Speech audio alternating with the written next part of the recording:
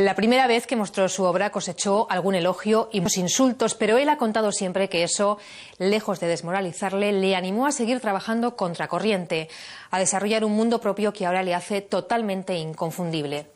Un día de Navidad de 1983 moría en Palma de Mallorca el pintor Joan Miró. Había nacido en el siglo XIX, pintado en el XX y para los expertos es el pintor del siglo XXI. Los actos que conmemoran este aniversario arrancaron ayer en Palma con la quema de una reproducción de El Merma, un títere pintado por el propio Miró que simbolizaba los excesos del poder y con el que el artista demostraba su compromiso social y político.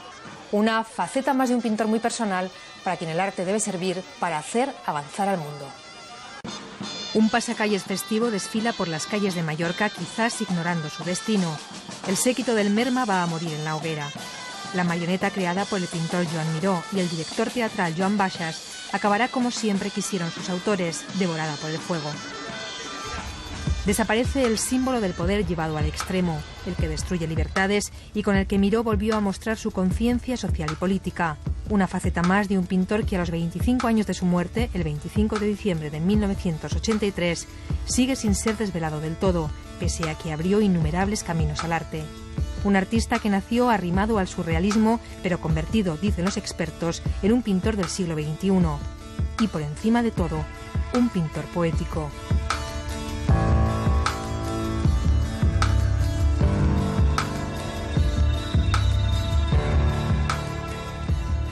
A mí lo que me interesaba de los surrealistas es que iban más allá de la pintura, no se conformaban con hecho plástico y pictórico, iban mucho más allá.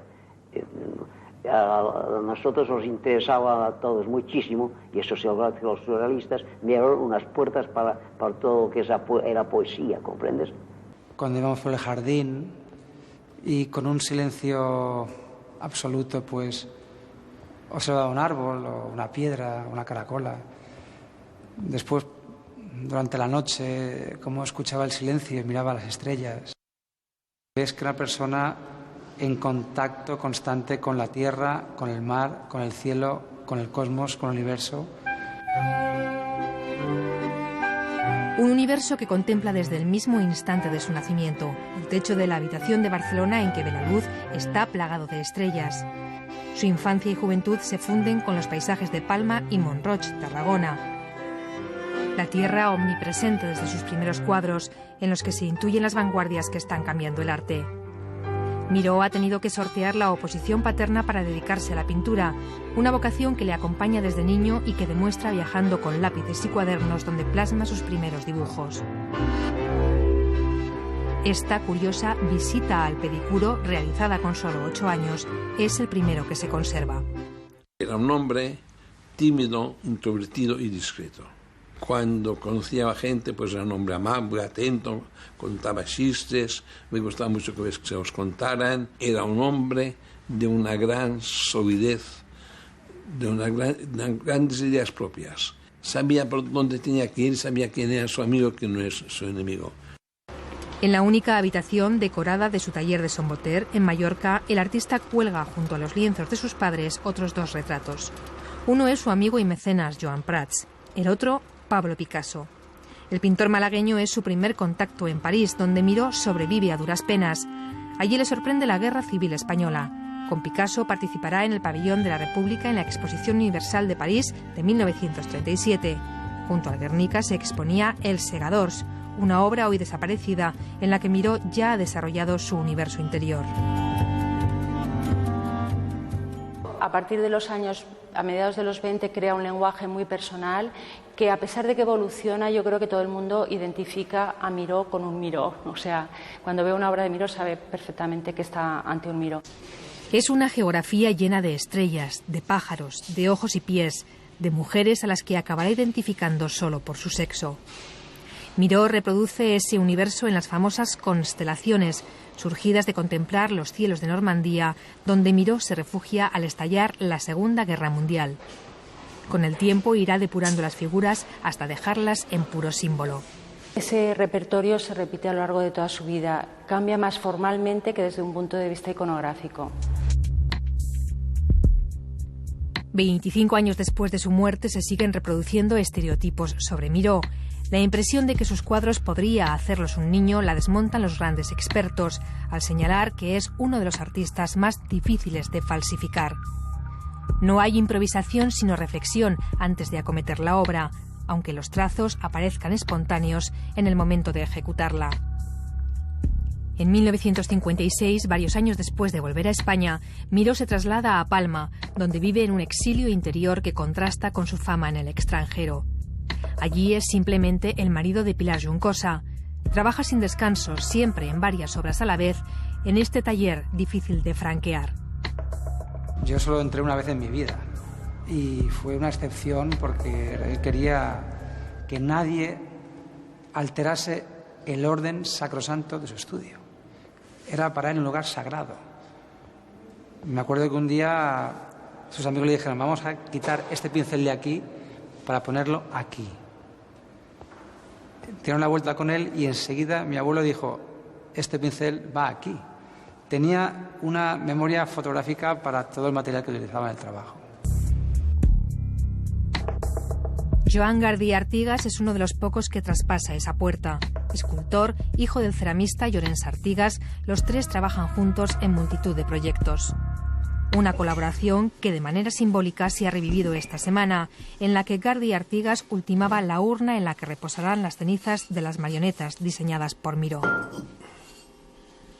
Bueno, más que la manera de trabajar, que esto es una cuestión técnica, es la manera de mirar las cosas y de ver, de enfocar las cosas. Cuando algo le salía mal, que no le gustaba, una cerámica que no había salido bien, no la tiraba nunca. Decía, guárdala en una esquina y dentro de 2 o 3 años la veremos con otros ojos y quizá nos gustará, ya veremos. Y efectivamente era así. Después le daba la vuelta o la rompía en 4 trozos y salían 4 esculturas. O sea, es la libertad. Lo importante es la libertad.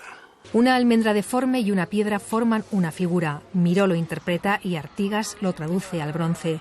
La imperfección inspira y un objeto despreciado puede ser una obra de arte. Nada es lo que parece y todo puede ser otra cosa. Él odiaba el clasicismo, la academia, todo lo que se aprende en las escuelas. Entonces, de la misma manera que quería asesinar la pintura, también quería asesinar la escultura. Esta era una manera de hacer esculturas sin hacer esculturas, con objetos encontrados, grifos viejos, zapatos, unas patatas, cualquier cosa es buena si se mira bien. Miró crea en silencio, escondido, un arte que sin embargo quiere compartir con el mundo. De esta masía de Gallifa salieron murales y esculturas que saludan en edificios y calles de mucho paso. A mí me ha interesado siempre muchísimo la proyección humana de mi obra. Es decir, mi obra en un museo queda cosa muerta. Ya no hablamos ya de una cuando está allí enterrada a casa de un coleccionista. Eso ya es una cosa sin ninguna comunión con el resto del mundo. Identificado con la República, comprometido después con la transición, el franquismo le ignora en la misma medida en que el pintor rechaza cualquier relación con el régimen. Un amigo recuerda cómo se excusó en un acto en que iba a ser homenajeado cuando supo que lo presidiría el entonces ministro de Información y Turismo. Esta mañana he llamado al alcalde diciendo que asistiría. Maestro, sí estará Fraga. Pilar. ¿Qué va, Joan? A ver, tráeme el termómetro, por favor, que no me encuentro muy bien, creo. Estoy un poco mareado. Tengo 3 décimas. Esto era gripe, no puedo ir. Su obra es una reacción en contra de aquel momento político en que no solamente se le ignoraba a usted, sino se ignoraba a todos los artistas y cualquier... Sí, más que una reacción contra un movimiento político, contra todo lo que representaba una dictadura. Que alguien quisiera imponernos algo, eso no lo soporto. Estas marionetas del Merma fueron su catarsis de la dictadura. Miró y el director de la compañía de teatro La Claca se basaron en el personaje de Ubu, creado por el poeta surrealista Alfred Jarry a finales del siglo XIX. Durante 3 años, que arrancaron en el 75, trabajaron en las figuras de estos títeres grotescos que representaban el ejercicio absurdo del poder. Para Miró era un tema muy importante porque, por un lado, él tenía pendiente, quería hacer, por la influencia de Jarry, quería hacer una obra de títeres y convertir sus personajes de los cuadros en personajes vivos, en personajes en movimiento. Y por otro lado, Miró quería dejar una imagen del franquismo, así como hay ese gran icono de la guerra civil que es el Guernica. Él quería dejar una imagen potente del franquismo, ¿no? Y fue su trabajo sobre el merma. Y estaban hechos para el escenario. Entonces dijimos, bueno, pues si se van a mover, pues que se muevan delante del pintor, ¿no? Normalmente un pintor o un escultor cuando hace una escultura, la escultura está ahí quieta y él da vueltas y estudia los diferentes ángulos. Aquí es diferente, el que está quieto es el pintor y el que se mueve es el personaje, ¿no? La Fundación Miró de Barcelona guarda los originales, los pintados directamente por Miró, cuya fragilidad impide utilizarlos y su concepción gestual, mostrarlos.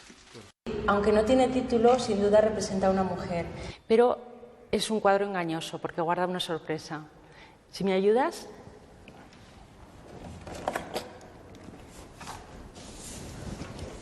Es uno de los últimos descubrimientos en torno a Miró, un paisaje repintado que deliberadamente no quiso ocultar. Una anécdota en un autor cuyas obras se cuentan por miles y que para muchos aún sigue siendo un gran desconocido.